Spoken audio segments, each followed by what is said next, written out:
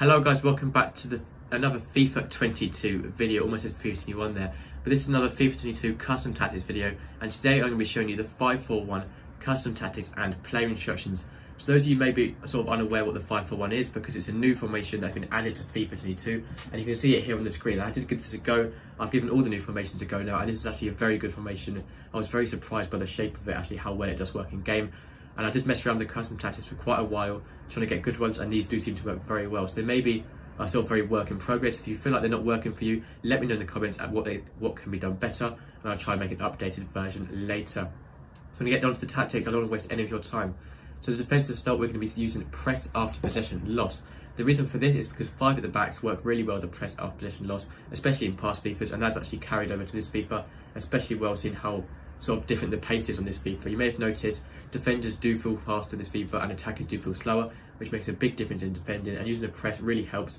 Also, presses do draw players out of position sometimes, but when it's a 5 at the back, it doesn't actually affect it as much. The shape stays the same better, so I do recommend using that press after possession loss. For the width, I do recommend using 45 width. The reason for this, when you're defending, you want to bring your formation narrower, making it harder for their attackers to get past your wing backs, because the wing backs are very wide naturally, wider than fullbacks. You want them to bring them in slightly narrower just when defending. For the depth, you do want to be using 75 depth. At least 70 is recommended.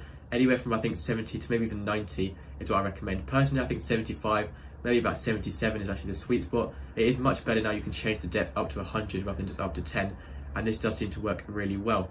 For the build-up play, I recommend using fast build-up, the chance creation on forward runs. The reason for this is because they're just passing it around quickly, getting an attack going quickly, and with the forward runs, it pushes your players forward up into the opposition box and making forward runs as well. Quite self-explanatory. Makes your striker, your left wing and your right wing, and also your wing backs sort of overlapping runs, pushing it forward. It works really, really nicely and well. For the width, I recommend using 70 width or even 75 width, so to really push up those players, making them right up against the touchline, those wing backs and those left mids and right mids. Those wing backs will be overlapping your left mid and right mid as well when attacking, which is really, really helpful to get an attack going. So then right up against the touchline makes a lot more chances, because you've still got a lot of players in the midfield.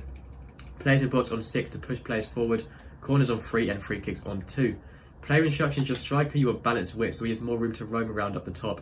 I say use stay central when it's 2 strikers, but in this case 1 striker, use balanced width. You want to be using getting behind and stay forward as well, which works really well alongside the direct run thing and also fast build up.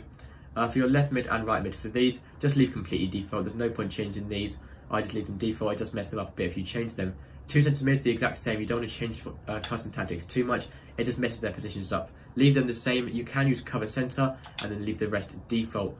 For your 3 centre backs, obviously leave always default. Never change your centre backs. You can use step up on the middle one if you want to. That is what personally I recommend. Use the middle one on step up and the other 2 on default. Your wing backs, you want to be using a balanced attack alongside overlap. It is very, very important you're using overlap, and also you want to be using step up as well. So balanced attack, normal, overlap and step up on your wing backs, and your goalkeeper comes to crosses and sweeper keeper. And that is everything for today, guys. That is a very quick video just covering the 5-4-1 tactics. These do work well. I have given them a go, so thank you for watching, and with a lot of you can subscribe, and hopefully I'll see you again soon. Goodbye.